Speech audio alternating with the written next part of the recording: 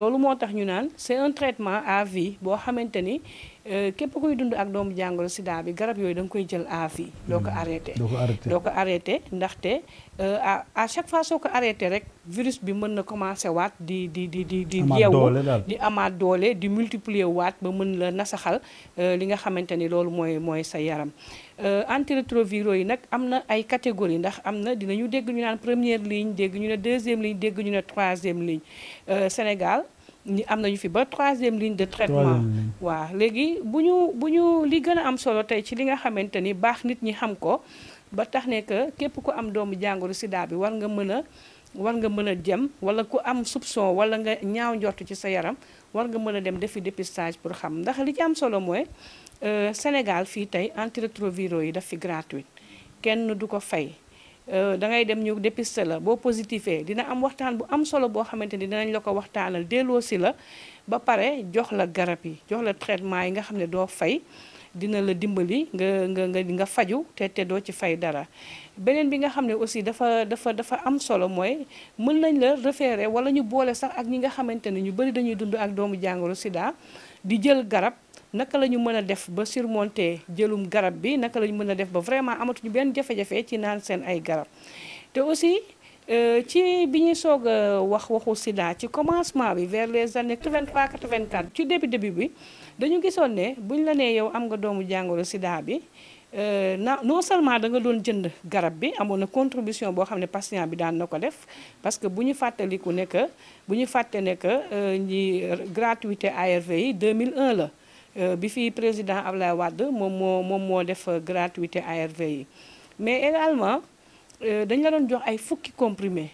comprimé ak benn nga di ko naan ci benn jour ci benn nit ñu jox la loolu nga di ko naan ci benn jour ku ne xam na ni loolu yombul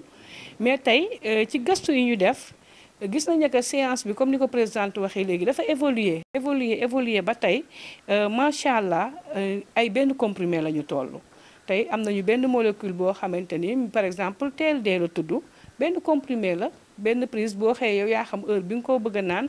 nga choisir heure boobu benn yoon nga koy naan ci bés bi mais waxtu bi nga ko naanee woon bu dellu see waxtu boobu nga koy naanaat donc mu nekk lu am solo. beneen bi nga xam ne tamit antirétroviraux yi tey def nañ ko mooy bu njëkk ba da nga daan am doom sax ñu ne la bul ko nàmpal parce que gis nañ ne que soo mi lu ci ëpp daan nañ gis ne que wàllante doomu jàngoro ci diggante yaay ak doom daan na jaar ci soow ci ween bi mais antirétroviraux yi tey permettre dem nañu ba permettre que ni jigéen bi mën na ëmb mucc nàmpal doomam parce que garab yi ñooy aar wàllante boobu ñoo koy empêcher nàmpal doomam ci lu diiru tolloog at te du wàll doomu jàngoro sida bi loolu aussi antirétroviraux yi moom moo koy def muy garab yi. beneen bi nga xamante ni tamit antirétroviraux yi tey ji yaakaar naa ni lu gën a am solo tey ci bi ñu commencé ba léegi mooy tey ki nga xam ne day dund ak doomu jàngoro sida daan ragal am jëkkër wala mu ragal a am jabar parce que daf ko daan ragal a wàll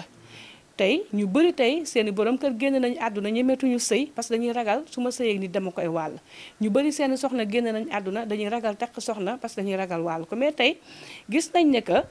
am na benn sax programme benn kii bu ñu tuddee U égale U mooy soo indétectable dootoo transmettre kenn virus bi te loolu liggéeyu antirétroviraux yi la soo koy naan ba nga xam ne xool nañu ba nga xam ne sa charge virale bi vraiment suñ ko dosé duñ ko gis sax day indétectable mais toujours virus baa nga fa parce que garab yi ñoo def seen liggéey ba duñu gisati sax virus bi su boobaa dañ nay la mën nga sëy ak nit te doo ko wàllu doomu jàngoro sida bi loolu lu am solo la mais nag day fekk tamit nga respecté sa jëlum garab waxuñu la nga sëy nit ki sëy ba neex rek nga teg garab yi ne pendant 2 mois 3 mois loolu mën na indiwaat yëf yi yeewuwaat te foofu mën nga am problème feebar bi ki yaat ba nga wàll ki nga xam ne moom nga nekkal donc loolu aussi di espoir boo xamante ni ñëw na ci personne vivant avec le VIH bi nga xam ne da daan dund bëgg sëy mënul sëy ragal a sëy ndax damay wàll kii damay wàll kële te tey ji am na couple yu bari yoo xam ne ci gëstu yi wane na ne bu fekkee ku góor ki dafa kii affecté dara jotu ko bu ñu waxtaanee moom expliqué ko ne doomu jàngoro bi tey jii mën nga takk kii nii même ni mu amee doomu jàngoro bi nii mën nga ko takk te doo ko wàll te du la ko wàll gis nag vraiment couple yu bëri ay couple sérodiscordant yu bëri yoo xam ne tey ñu ngi dund seen dund normal comme tout autre couple di am seen ay doom macha allah te wàllante du mës a am seen diggante donc loolu di li nga xamante ni lu am solo la Sénégal tey jii fi ñu toll ni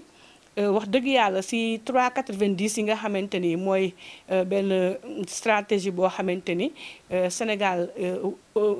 ONUSIDA moom moo ko kii Sénégal avancé na ci bu baax a baax parce que tey dépistage bi yaakaar naa ni atteindre ñu indicateur bi carrément mais sori nañ ci mise sous traitement bi ARV bi sori nañ ci mais charge virale indétectable bi aussi sori nañ ci ndax tey bu ñu xoolee à peu près mise sous traitement bi on est presque à 80% yu nga xamante ni ci personnes vivant avec le VIH yi nga xam ne gis nañu leen xam fu ñu dëkk xam fu ñu leen di suivre 80% yi mettre nañ leen sous ARV te loolu yaakaar naa ni lu am solo leneen di des kay mooy fexe ba ñi nga xam ne ñu ngi dund ak doomu jàngoro sida yi nekk ci biir kër yi nekk ci gox-goxaat yi te xëy na mënuñu dem defi dépistage wala gisuñu leen ñu fexe nu ñu leen di gisee te loolu ci premier indicateur bi la def moom la muy dépister 90% des personnes qui vivent avec le VIH muy ci xale yi muy ci mag ñi fexe ba dépister leen mettre leen sous traitement également je pense que loolu aussi défi la boo xamante ni Sénégal mi ngi ciy liggéey bu am solo muy le Conseil national de lutte contre le sida avec la société civile le RNP+ et le réseau des populations clés et ñëpp ñi ngi lëkkaloo pour vraiment atteindre à 100% le premier 90 donc Faye chronique bi loolu la woon vraiment ñu gëstu ci yaatal ci gëstu bi ak waa Sénélec ñi nga xam ne ñoom ñoo yor programme national bi parce que information yu bëri yooyu foofu lañu ko jëlee ak ci réseau bi parce que ñoom yi li ma wax ni yaakaar naa ne su koy moom moo ko gën a maîtriser sax foofu parce que moom mooy présidente nationale bi donc ñuy jaajëfal vraiment waa Sénélec ci information yi ñu mettre à notre disposition ba ñu mën koo partager ak suñu téléspectateurs. macha allah ñun loolu moo ñu tax a jóg madame Ba Ndeye Astou ndax gis nañ ne vraiment tey émission bi loolu la ko tax a jóg lépp loo xam ne mu ngi tourne autour du VIH sida muy doomu jàngoro bi sénégalais yi xam ko ku toog sa kër nga xam nu muy demee lan mooy ARV madame Soukeyna Ndiaye lan nga mën a dolli ci ARV yi ak seen taxawaay ci ñu amee doomu jàngoro sida. xanaa di rafetlu rek li nga xam ne Ndeye Astou tënk na ko si mu doon kàddu yu leer yoo xam ne si je pense que réponse bi wane na ko des mises en œuvre yoo xam ne la maanaam lu ñu def ba pare te yaakaar naa dootuñu ko nattamle lu leer la te comme ni mu ko waxee Sénélec je pense que pour toute information yoo xam ne si aajo na ci li nga xam ne si mooy wàllu dépistage wàllu faj bi bu xale yi bu mag ñi ak lépp li nga xam ne si mooy jëmale programme VIH kanam yaakaar naa amuñu ci bunt yu ñuy tëj lépp loo ci soxla da nga koy am li ma ciy gën a dolli di ko ci gën a rafetlu mooy dafa am lu ci amaat njariñ ci faj bi muy comment dirais-je muy li nga lëkkaloo acteurs communautaires yi parce que ku ne xam na ne acteurs communautaires yi seen jàpp ci combat bi dafa fés moo taxoon ba demoon na ba nga xam ne si ci at yi passé demoon nañ ba ne pour li nga xam ne si mooy xeex doomu jàngoro sida bi les acteurs communautaires peuvent faire la différence maanaam ñun suñu loxo mu dugg ci biir mën na soppi lu bari te yaakaar naa loolu kenn dootu ko werante soppi na lu bari kon loolu dafay wane nag rek xeex doomu jàngoro sida du benn parti rek moo koy def il faut que lëkkaloo am xeex bi mën a sotti te loolu ba ko bailleurs yi comprendre Sénélec comprendre ko ONUSIDA comprendre ko jottali ko Fonds mondial ne ko ñii foog ñu dugal ci seen loxo pour xeex bi mën a jëm kanam bañ ko defee gis nañ si ndam te yaakaar naa am na lu ci des nag parce que tout n'est pas encore rose maanaam lépp vertagul am na lu des mais li des yaakaar naa ci suñ kanam neex na jot parce que ku ne xam na ne la metti woon dafa passé léegi li des loolu la ñuy xar suñu tànk tubéy pour mën ci teg loxo muy dépister comme ni ko Ndeye Astou waxee ñi nga xam ne si ñi ngi ci biir kër yi te ñi ci biir kër yi mën nañ doon couche bu nekk parce que ku ne xam ne am na ñu nekk ci biir société bi nekk ay handicap mën seen jóg dem jafe na leen am na ci ñoo xam ne tamit ay xale lañ ñooñu bu ñu leen yóbbuwul duñ mën a saytu seen yaram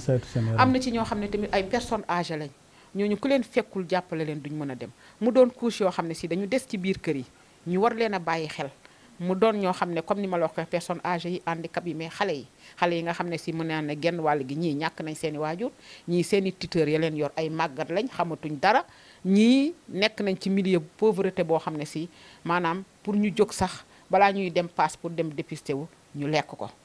wala ñu togge ko añ wala ndékki kon mu doon yoo xam ne si il faut aussi ñu bàyyi ci xel pour mën a atteindre li nga xam ne si moo ñu desee ci objectif dépister 90% dem nañ sax ba ne léegi 95%. kon lii tax ñu jot ko mooy ñu bàyyi xel ñi ci biir kër yi parce que ñi ci biir kër yi c'est pas n'importe qui peut-être c'est les personnes vulnérables yoo xam ne si bu ñu leen fekki jiwul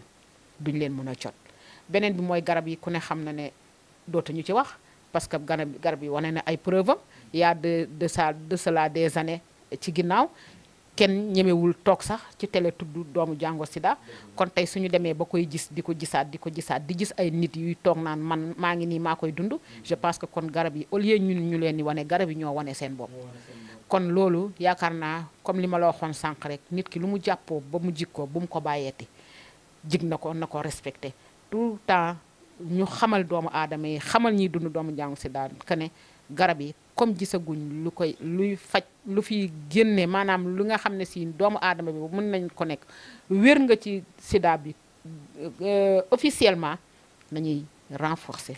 suñu naanum garab te xam ne kat comme moo ñu ciy mën a génne moo ñu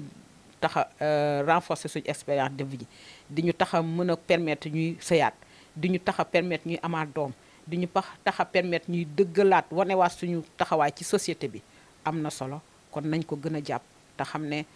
làbbaliw fas taxut a fas raw a ngi si kanam. loolu am na solo muy ay kàddu yoo xam ne ñu ngi ko jëlee ci madame Soukeyna Ndiaye présidente RNP Plus mu réseau national des personnes vivant avec le VIH sida tey ñu ngi woon ci ñeenteelu numéro émission fagaru fii ci makkaanu CNLS ñu amoon mbégte ak kontaan dalal madame Soukeyna Ndiaye muy présidente bi émission bi nag ci ñaari pàcc lañ ko defee woon pàcc bi ci jiitu woon mooy gan gi ñaareelu pàcc bi moo nekkoon chronique de la semaine ñu ànd ci madame Bandé Astou mu def ko ci ARV mu nekk chronique bu am solo macha allah kuréel bi di CDSP santé moo proposé émission bi CNLS muy conseil national de lutte contre le sida ñëw nekk si suñu partenaire bu nga ñu si ñu am ci aussi appui technique RDV vraiment muy télévision bi nga xamante ne ci wàllu social da ci jox rawatina li xeex li di doomu jàngoro yi rawatina jàngoro yëpp yi nekk biir Sénégal madame Soukeyna lan ngay tàggatoo ci émission bi ndax mu ngi xëcc jeex. waaw li may tàggatoo mooy di la gërëmaat. mais di gërëm Ndeye Assou Diop sama sœur sama xarit mais di gërëm aussi borom kër gi. docteur Sofiatou Thiam ci lim ñuy permettre ci à travers émission fagaru ñuy exprimer wu mais di partager ak société bi ak communauté bi li nga xam ne si mooy suñuy avancé li nga xam ne si moo ñu të ak li nga xam ne si mooy suñu njariñ loolu ñi ci remercier aussi ñëpp ñi nga xam ne si ñun ñuy seetaan mais di remercier aussi suñu cameraman yi di remercier aussi suñu famille bi mais di ñaaxaat partenaires yi ñu gën a renforcer suñu taxawaay ñun communauté bi ñun acteurs communautaires yi ci li nga xam ne si mooy mbas mi ba nga xam ne si dootul lor wala mu laal kenn koo xam ne si ci ñun la bokk ndax ku ne xam na ne ñoom waxoon nañ ñu ko ñun ñoo nekk ay personnes yi gën a vulnérable ci Covid bi am na suñuy collègues ak suñuy naataango yoo xam ne si ñi ngi Covid mais ñi ngi sant yàlla ñu bëri ñi ngi ciy génn mais nañ ñu jàppale ñu renforcer suñu taxawaay ak suñuy communication ba nga xam ne si keneen dootul dal keneen te ñi mu dal ñu faju jóg ci jàmm mais ñu ñuy dimbale aussi ci oxygène bi parce que ci bu ñu demee ba ci côté ay Kédougou ay kii yu sori yi ñi nga xam ne si ñoom la fa mbas bi dal te ñu suñu nattaango dañuy am problème oxygène dañuy mujj di woote fu nekk gauche ak droite mais nag ñu sant ci yàlla saa yu ñu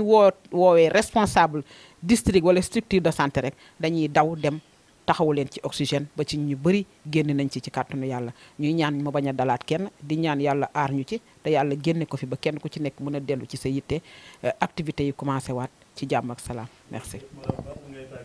di jaajëfal rek suñu invité du jour ci vraiment pertinence su débat bi réponse yu macha allah yu leer yi ak leeral yu bëri yi nga xamante ni amal na ko ci li nga xamante ni mooy financement wu VIH bi difficulté yi nga xam ne tey personnes vivant avec le VIH yi jànkoonte nañ ko ci mais également ci Covid ak VIH naka la ko personnes vivant yi dundee lan la ci le réseau national def naka la ñuy sensibiliser ñi nga xamante ne ñoom ñoo am doomu jàngoro bi pour vacciner wu mais tamit li nga xamante ni loolu mooy antirétroviraux yi lim ci wax yaakaar naa ne tamit am na solo gën commentaire kiyam bi chronique bi am na solo di la jaajëfal Faye vraiment di la remercier bu baax a baax ci initiative bi di remercier également le CNLS parce que li ñu koy waxee à chaque fois bu dul woon moom émission bi du am mais di leen remercier ci confiance bi ñu am ci sama jëmm ju xeebu ji wax dëgg yàlla pour teewal leen ci émission bi di remercier sama borom kër wax dëgg yàlla monsieur Ba mi nga xamante ni tout le temps mi ngi suivre émission bi di ma wax defee changer lii prochainement waxee nii prochainement nii ngay def wax dëgg yàlla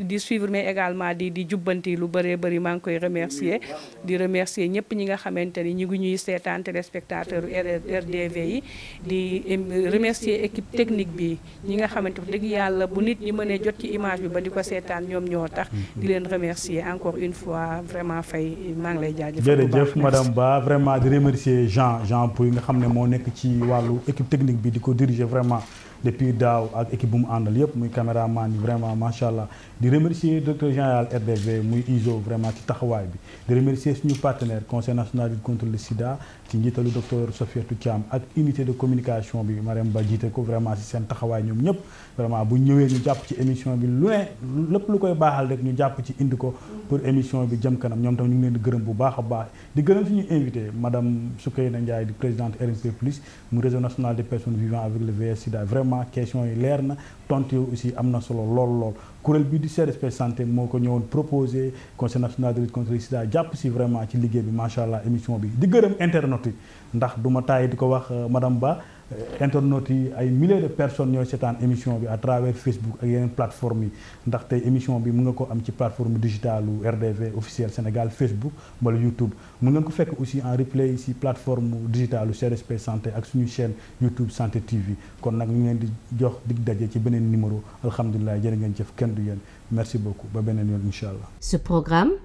vous a été offert par le Conseil national de lutte contre le sida.